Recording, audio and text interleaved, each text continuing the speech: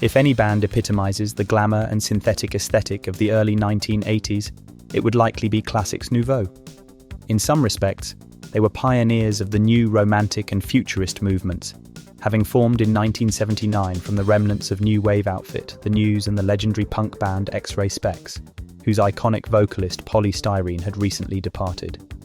Inspired by David Bowie and Roxy Music, yet more aligned with electronic pop than punk rock, Classix Nouveaux were hailed as the next big thing by certain sections of the music press, alongside contemporaries such as Ultravox Japan and Spandau Ballet. Boldly pretentious and unapologetically grandiose in their approach, it could be argued they were too outlandish for a UK audience seeking something more familiar and relatable. What truly set them apart from their peers was founding member, vocalist, and multi-instrumentalist Sal Solo. A striking figure, his commanding presence evoked equal parts Nosferatu and Telly Savalas, while remaining undeniably stylish and flamboyant. His vocals, among the most distinctive of the decade, ranked alongside those of Billy Mackenzie of The Associates and Jimmy Somerville of Bronski Beat, in being instantly recognizable from the first few bars. The story of Classix Nouveaux is that of a band which never quite achieved major success in their home country. Is It a Dream from their second album, La Vérité, was their only top 20 hit in the UK. However, Classix Nouveaux found immense success elsewhere, particularly in Eastern Europe and Scandinavia, an impressive feat for an overseas band at the time. Their debut album, Night People, and its American counterpart, Classix Nouveaux, released in 1981 to unprepared audiences on both sides of the Atlantic, retain an earnestness that validates the hype surrounding the band at the time.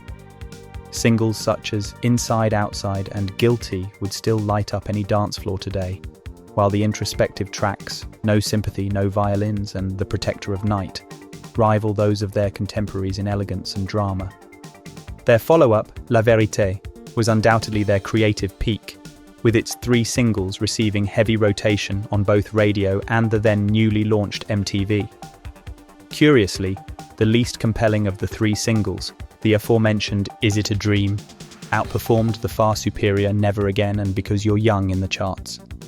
By the time their third and final album, Secret, was released in 1983, it was evident that breaking through in the UK was becoming increasingly unlikely. Several lineup changes followed before the band were eventually dropped by their label. Despite continuing to fill stadiums in countries such as Poland and the former Yugoslavia, Classix Nouveaux disbanded. After the split, Sal Solo pursued a solo career and later became deeply involved in Catholic youth ministry, releasing Christian music and working internationally. Mick Sweeney, the band's bassist, moved to Los Angeles after their split, where he crafted fretless bass guitars and worked as a session musician. He now resides in Ireland. Drummer BP Herding's post-band activities were less publicised, and while Gary Steadman toured with a flock of seagulls after leaving Classix Nouveaux, there is no indication that the original lineup has reunited for live performances. Classix Nouveaux, after decades of silence, surprised fans in May 2021 with a new single, a remake of Inside Outside from their debut album. This signalled their reformation, leading to the release of their first studio album in 40 years, Battle Cry, on the 17th of November 2023. The Liberty Recordings, 1981 to 1983, released in 2023, compiles their entire recorded output across 4 CDs.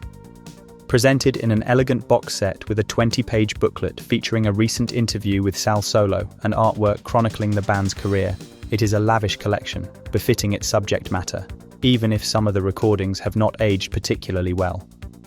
Listening to the Liberty Recordings today, it's clear that Classix Nouveaux were ahead of their time, even if their moment in the spotlight was fleeting.